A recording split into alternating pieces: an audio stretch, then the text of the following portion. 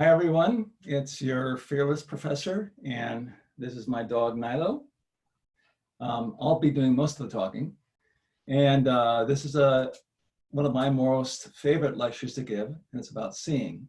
I'm going to go ahead and start by sharing the screen. I've got a PowerPoint to put along with this. So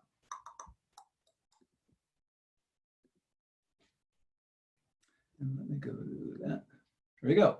So this is an artwork I did in grad school.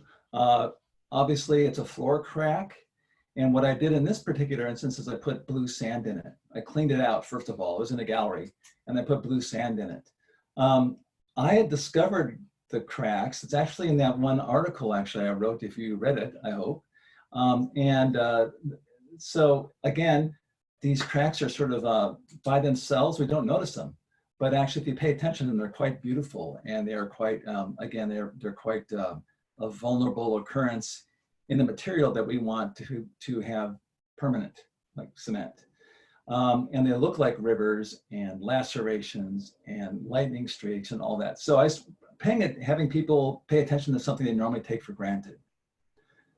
That's kind of my art practice, is to kind of expose things that we take for granted, which leads me into seeing.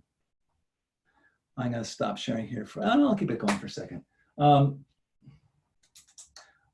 want to ask the question is, what is it that shuts down our seeing? What is it that kind of shuts down our curiosity and our aliveness? What is it that shuts all that down? And I think the answer is that we think that we know what things are. Oh, it's just Chafee, or, oh, it's just my room. That's just Charlie. Oh, it's just, we have this, we think we know what things are. And if you think that you know what something is, you stop looking, pure and simple. So it's sort of we have things to find, and that makes us kind of cuts off looking. The other thing, the second thing, and maybe this is saying the same thing in maybe a different way, is that we think that if we keep looking at something, we won't find anything new. We'll just keep seeing the same thing over and over again. That'll be kind of a dead end or a dullness, as opposed to being a doorway. So what I'm hoping to do in this lecture is show you different ways of looking closer that open up your seeing, so that it does that, so that your vision, and you can extrapolate to all the senses, they all become like doorways into something that's maybe not describable. Let me go here. So this is a picture of a pitcher and an orange and a pear and a spoon with, I guess, a cloth or a paper background, whatever. So let's look at it for a second. Now, normally, I don't really need to look at this much longer. I know what this is. And if I kept looking, I'd probably get a little bit bored. You're probably a little bit bored, like, why isn't he changing the slide already?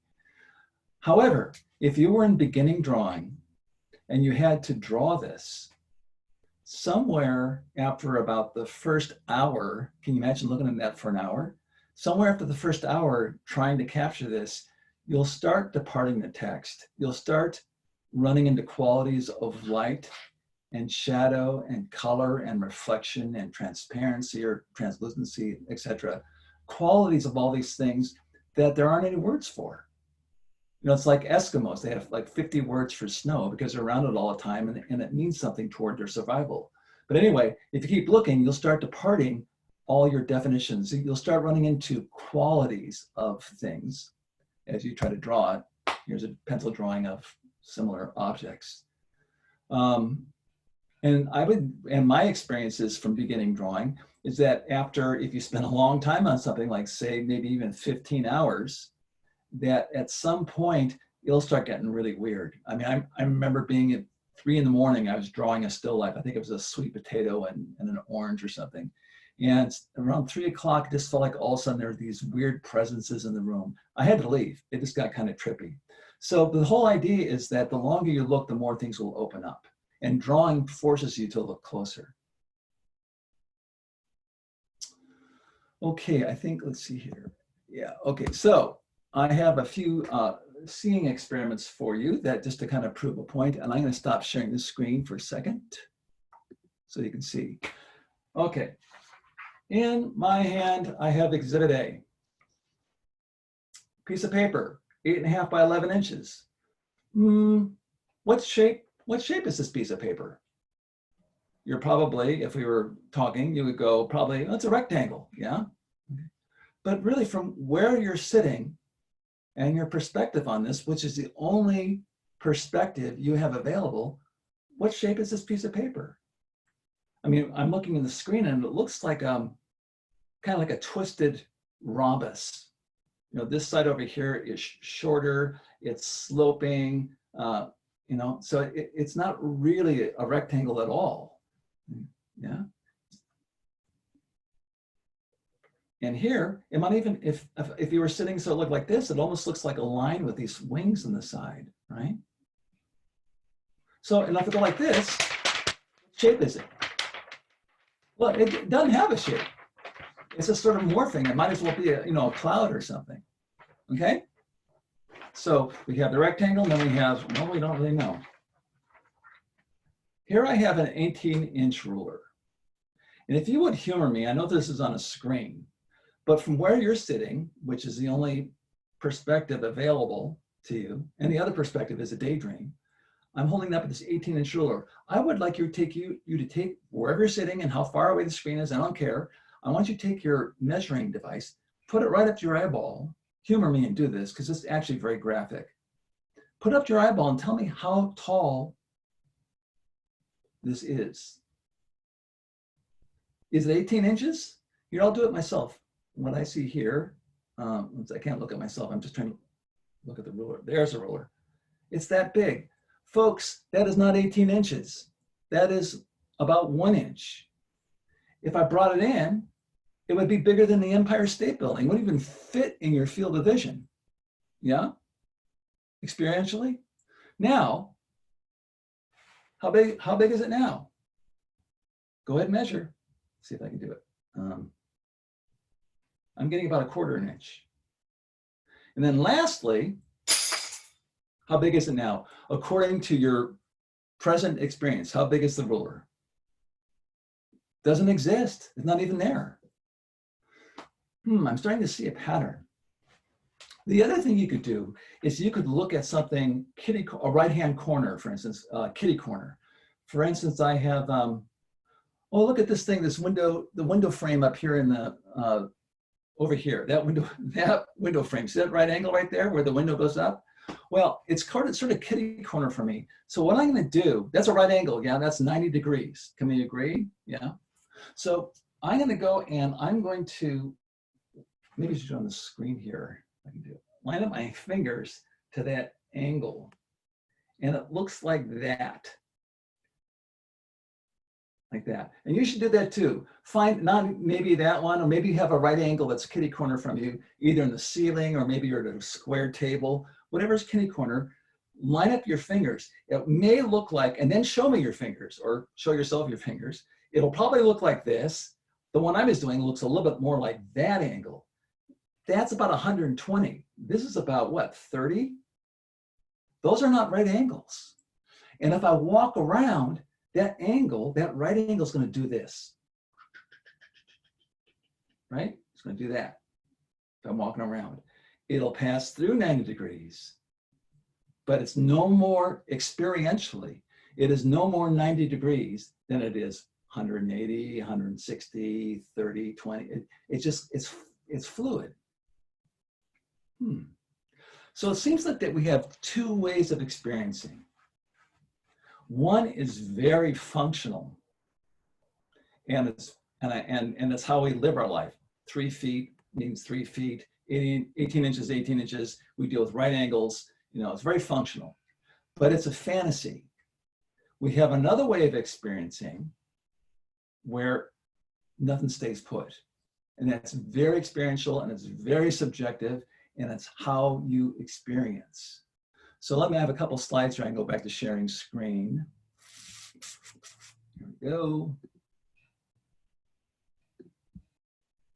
Share, there we go. So in our functional realm, the paper is 8.5 by 11 inches. It's always a rectangle. That yardstick will always and forever be 3 feet.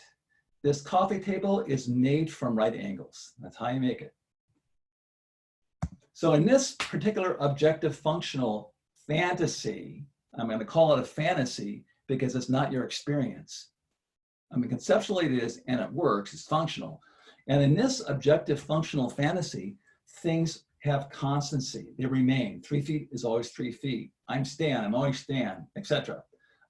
There are identities, things have discrete identities, cars, houses, etc., trees. Okay? Things are nouns, they stay put, they have a stasis, they're static, they don't change. And this helps us deal with them. Again, it's functional. The other side of the coin in our experience, let me go to that slide if I have it, is subjective actual experience. So it's not a fantasy because it's what you're actually experiencing, which you prove to me with your little finger exercise. You go like this and the angles and all that sort of thing. It's fully functioning, fully alive, this subjective actual experience. And it is totally, totally different. In this subjective actual experience, things morph. They're just morphing. They don't stay put. There's a flow there. Things are verbs. You're a verb. You're thinking. I'm talking. You're listening. It's changing all the time. I'm breathing. There's sensations on your skin, etc. Things are just emerging, right? Now, I will tell you something.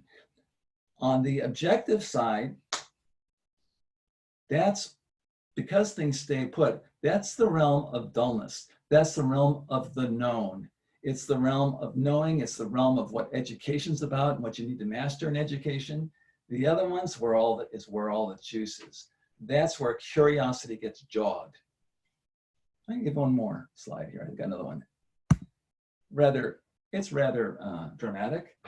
The reason why I have that crossed out like that is because that is ignored in education. It's also ignored when you're grown up. Your parents, I as a parent, we all go, oh, look, hear Johnny talk. He can say moon now. He knows what the moon is. We try to get things labeled and locked in. That's what education is. Okay? The other side gets ignored, but the other side is where the juice is, where curiosity gets jogged. And by the way, folks, it is where all of you, bar none, up to about the age of 7, lived your life. Jean Piaget, he's a developmental psychologist, says that between the ages of 7 and 10 is where developmentally we start substituting mental activity for actual sensory experience,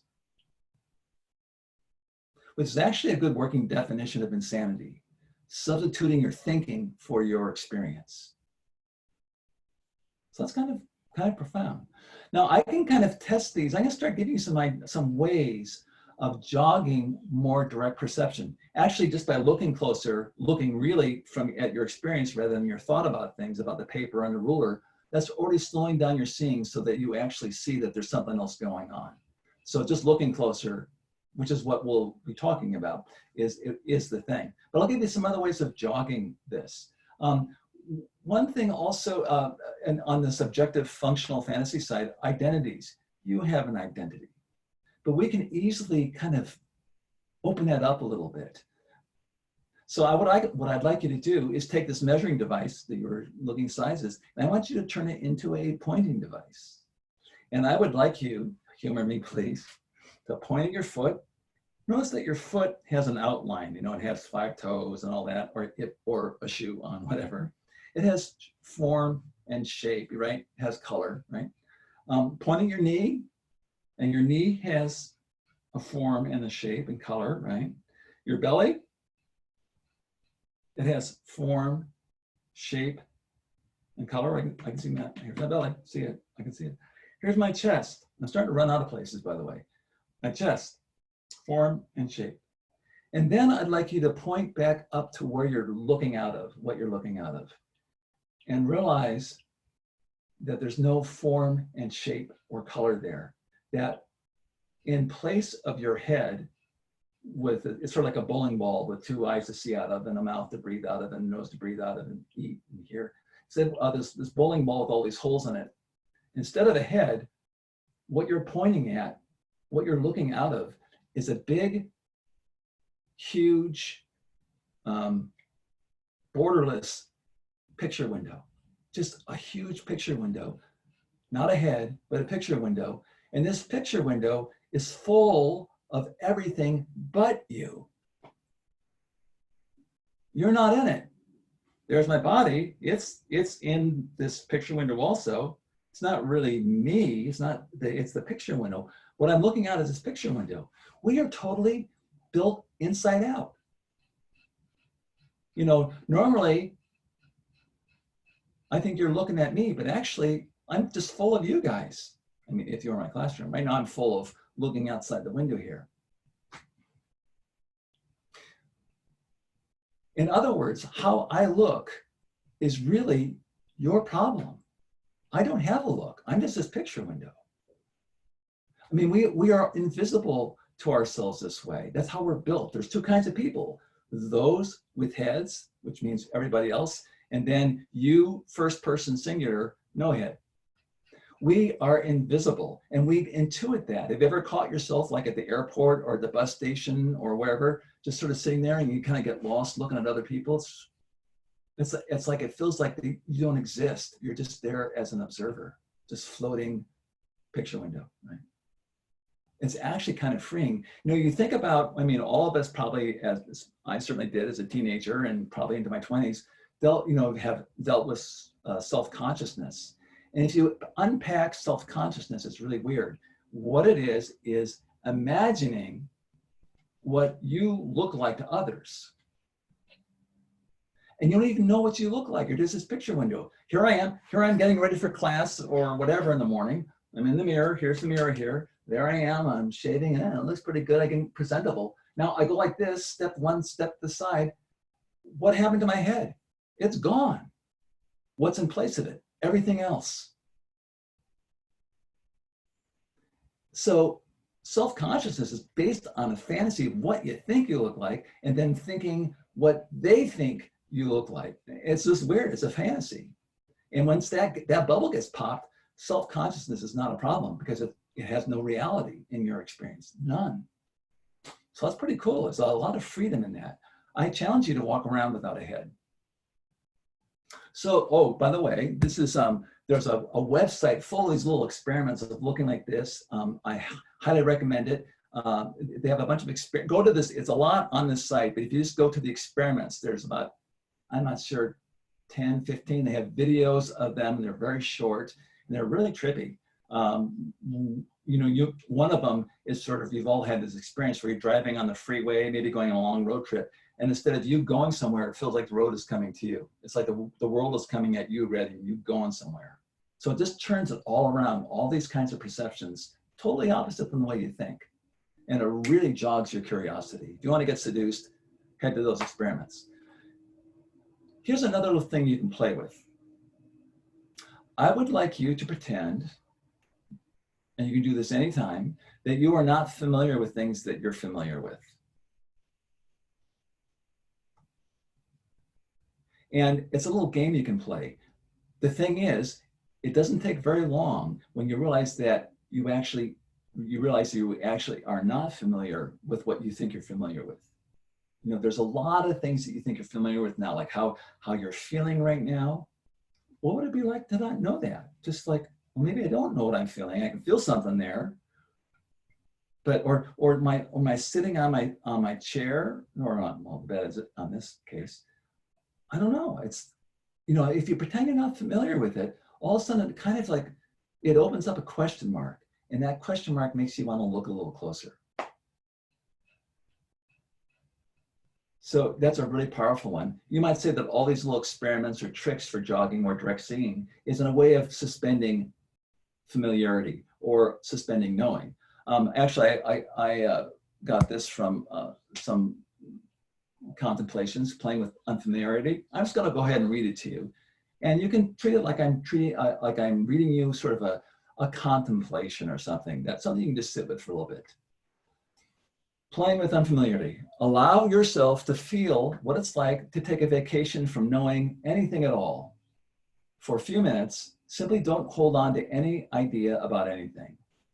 This means having no idea what anything is, no idea what anything means, and no idea why anything is the way it is.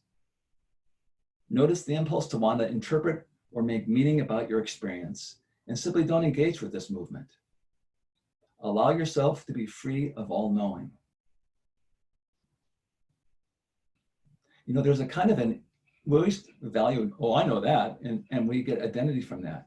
But there's kind of an innocence that comes into play, like when you're a kid, when you suspend that, and you can do it. You can actually unhook. And here's another way of unhooking, and it's another take on the same thing. What is it like to have no interest in the contents of your thoughts? No interest in the thoughts that pass through. Treat all thoughts as equally uninteresting or equally meaningless. Relate to all thoughts as though they were incomprehensible symbols beyond your ability to decipher. Let go of the mind completely. For a few minutes, take the radical leap to relinquish all fascination and engagement with thought. It's so funny, we don't think about doing that. We allow thoughts to run us. You can actually take a vacation from that. You can unhook. You can just sort of give it to the devil and leave it alone. Like just put it on the shelf for just a minute, 30 seconds. And all of a sudden this openness fills it, this vacuum of not knowing. So it's sort of another way of saying that is, you know, become like kind of a question mark rather than a statement. Become a verb rather than a noun. That'll slow your seeing down. Okay, another thing you can do, I'm gonna stop sharing screen for just a second. Another little trick here is that this one's kind of crazy, is you can slow down. For instance, I'm not talking, you know, like, well, no, let me just go ahead and say it. Just like in your daily life, like when I'm reaching for the peanut butter, like, okay, slow it down. Right now, when we reach for the peanut butter jar, it's just one experience, right? Going for the peanut butter and the jelly, done. But if you slow it down from here to the peanut butter jar is a ton of other experiences, right? Really, seriously, it's a ton of other ones, the sensations in my fingers, all whatever. And what's sort of interesting is that the speed of it makes it seem like it's only one experience. If you slow it down, all kinds of other experiences become possible. And this also has to do with language, by the way, folks. Here I'm talking, a string of words, they all refer to each other in these sentences, and I'm creating meaning that way. If I were to slow it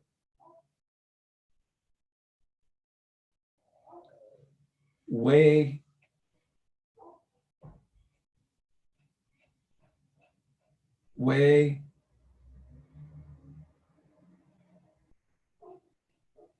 down, the words kind of there, so you can drive a truck through the spaces, the words stop referring to each other and the meaning gets totally just like individual words.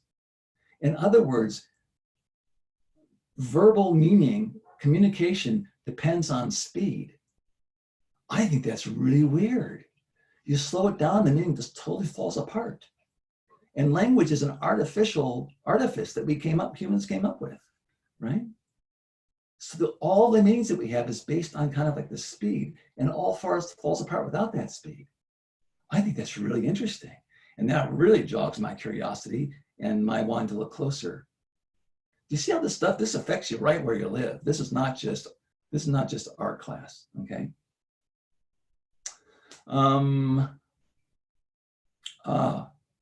Next topic for slowing, another trick down. I'm gonna start slowing the screen down, or I'm sorry, I'm gonna start sharing the screen again. Share.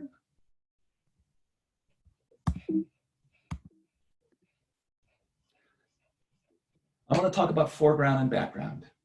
So in art, we have foreground and background. Here's a Dutch painting. The woman is definitely in the foreground because she's well lit, she's in focus. And then as it goes back, you can see as it goes back into the picture, things become a little bit more out of focus and more dark. So for illusory picture space, for drawing or painting, when you're trying to represent something, they create space by having things in the foreground and things in the background, by how they draw it with lighting and focus, etc.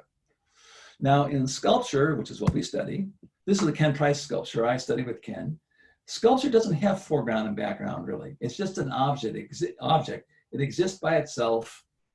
It's usually shown in a gallery, which is a space that's supposedly devoid of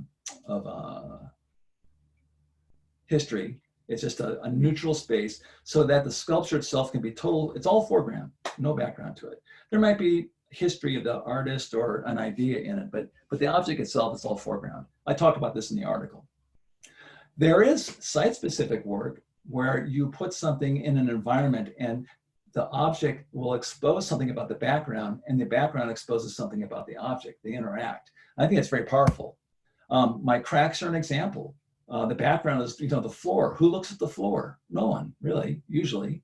And all of a sudden, the floor, the background, the thing that supports us, that we walk on, and we hope it's level so we don't fall, or have things in it so we don't fall over, right?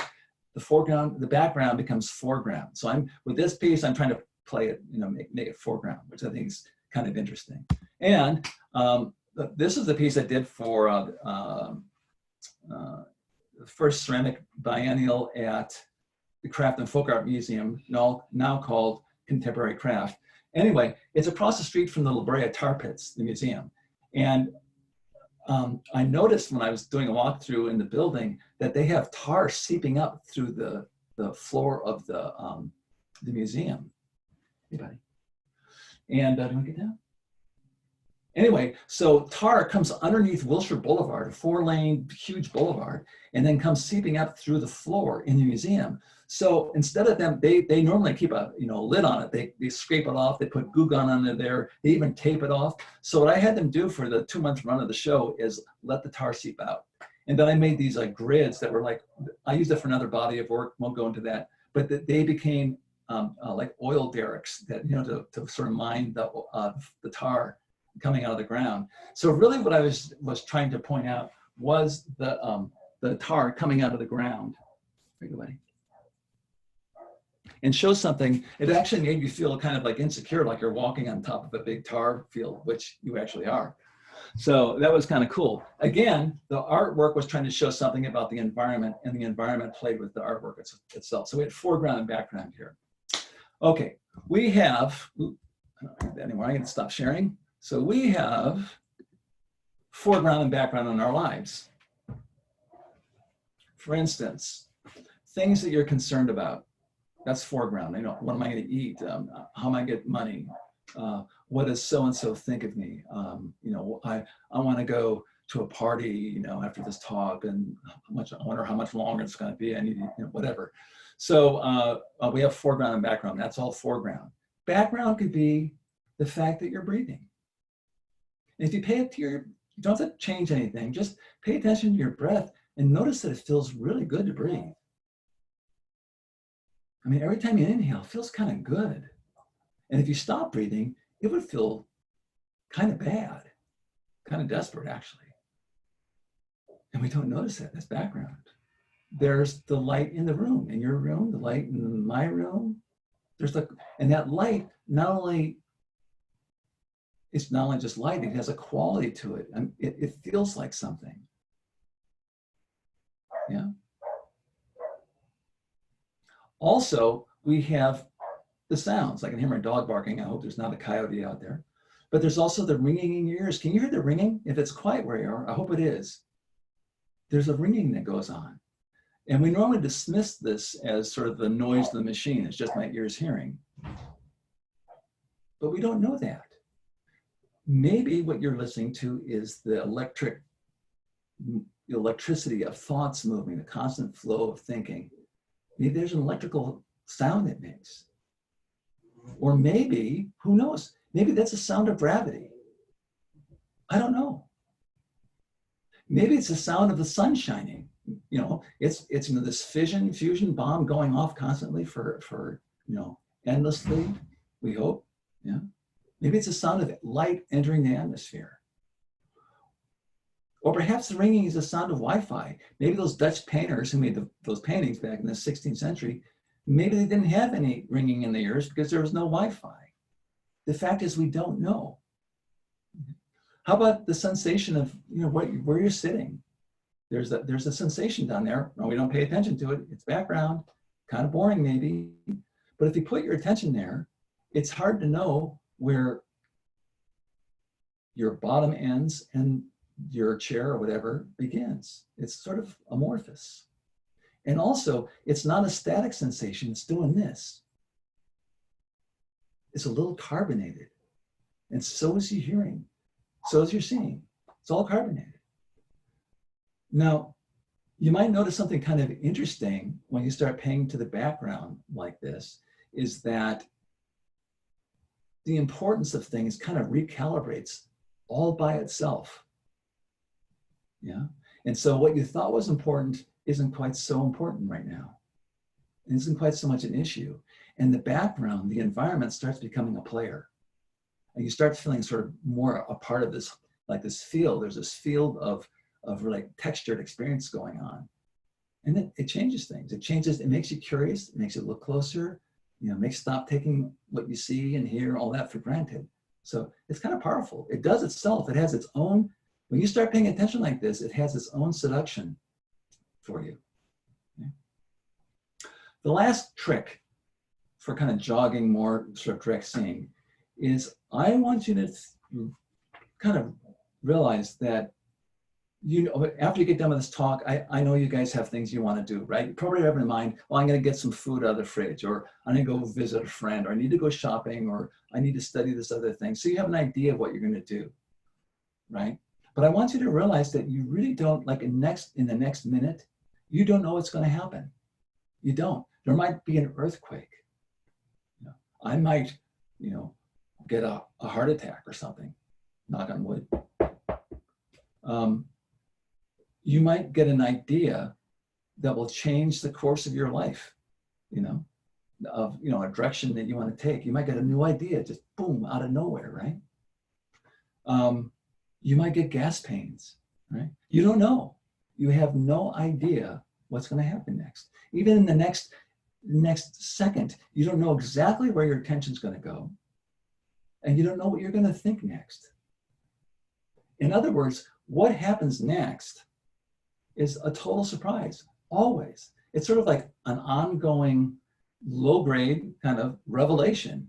It's unknown, it's unpredictable, which means that every second is something unexpected, a surprise, literally. You might say it's like an ongoing low-grade kind of revelation. And another name for that, and this is how kids live, another name of that is a sense of wonder, which is what this talk is really about. And I think what art making can be really about. It's not just about getting good at something. It's really about sort of like a bit of a revelation, okay? So this is all about slowing down your seeing and other senses really, but slowing it down so that things start becoming, you see how they are, and you make new discoveries that way. And again, it's endless. It's not like it's like science. Science keeps discovering new stuff, right? They don't just find out one thing and they bottom out. It just keeps. So anyway, thanks for listening. And this will lead in, by the way, to our journal project, which I will, which I'm introducing in the assignment. I give a sample there. Thanks for listening. Hope you enjoyed the talk, and I'll see you later.